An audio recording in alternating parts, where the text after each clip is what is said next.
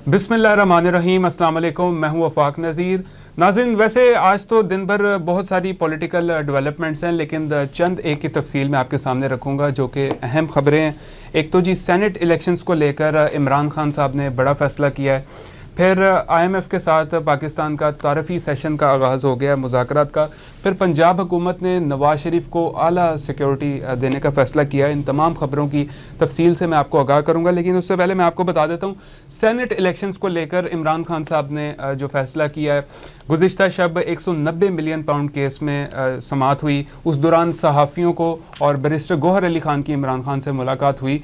हालांकि पाबंदी के बावजूद उन्हें मुलाकात का मौका मिला, और जो मुलाकात का अहवाल वो बताते हैं उसमें ये चीज़ कोट होती है कि सेनेट इलेक्शंस को लेकर इमरान खान साहब ने बड़ा फ़ैसला किया है। सेनेट में जो है वो तगड़ी जो लीडरशिप है उसको लाने का फ़ैसला किया है, जो उनकी सेनेट के ऐवान में मौसर आवाज़ बन सकें। दो तीन के नाम भी सामने आ चुके हैं, उसकी तफसील मैं आपके सामने रख देता हूँ। एक तो इलियास मेहरबान साहब का नाम सामने आ रहा है, इनकी पाकिस्तान तहरीक-ए-इंसाफ के लिए बड़ी कुर्बानियाँ हैं। दूसरे नंबर पर जो है वो जुल्फ़ी बुखारी का नाम सामने आ रहा है। वैसे तो ये शख्स जो है वो बाहर जा चुके हैं, लेकिन इनके बारे में यही बताया जाता है कि जब तक ये पाकिस्तान में रहे वब तक पार्टी के लिए उन्होंने बड़ी कुर्बानियाँ दी, कैंपेन्स को रन किया।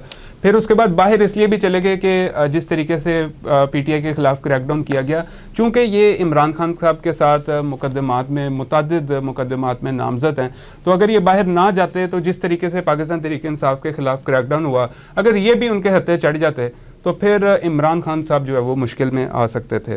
तो इमरान खान की मुश्किलात में इजाफा हो सकता था, इसलिए इन्होंने इलेक्शन से दस्तबरदार होकर ये फिर उस वक्त बाहर रवाना हो गए। तीसरे नंबर पर हामिद खान का नाम सामने आ रहा है, जो कि सीनियर वकील हैं, तहरीक-ए-इंसाफ के भी वकील हैं, सुप्रीम कोर्ट में भी सीनियर वकील हैं।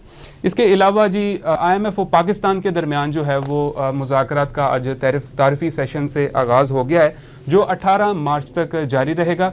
और मुज़ाकरात की कामयाबी की सूरत में पाकिस्तान को 1 अरब 10 करोड़ डॉलर की किस्त जारी की जाएगी, जो मौजूदा कर्ज प्रोग्राम की आखिरी किस्त है। ज़राए के मुताबिक जो है वो IMF ये जो आखिरी किस्त जारी करेगा, इसके लिए कोई शराइत जो है वो सामने नहीं आई, ना ही इसके लिए कोई मिनी बजट लाया जाएगा। ये किस्त जो है वो ईज़िली पाकिस्तान को जारी हो सकती है, क्योंकि जो IMF की 26 शराइतें थीं उनमें से पाकिस्तान जो है वो 25 पर पहले ही अमल दरामद जो है वो कर चुका है।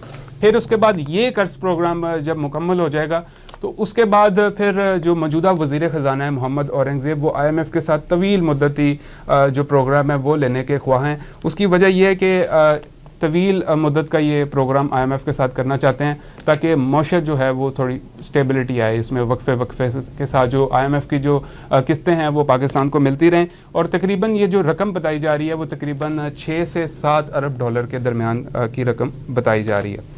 इसके अलावा आगे बढ़ते हैं। पंजाब हुकूमत ने नवाज शरीफ को आला प्रोटोकॉल देने का फ़ैसला किया है। इसकी तफसील मैं आपके आगे रख देता हूँ। नवाज शरीफ की जो रिहाइशगाह है उसको वज़ीर आला ऑफिस का, वज़ीर आला हाउस का दर्जा दिया जाएगा। साबिक वज़ीर आज़म और वज़ीर आला पंजाब की हैसियत से उन्हें सिक्योरिटी दी जा रही है, और मियाँ साहब की रिहाइशगाह के बाहर एक DSP और मुतअद्दिद जो पुलिस अफसरान हैं वो तैनात रहेंगे। तो नाज़रीन, इसी के साथ ये थी कुछ अहम अपडेट्स जो मैंने आपके सामने रखी। इसी के साथ ये थी हमारी आज की वीडियो। नेक्स्ट में फिर मुलाकात होगी। अल्लाह हाफ़िज़।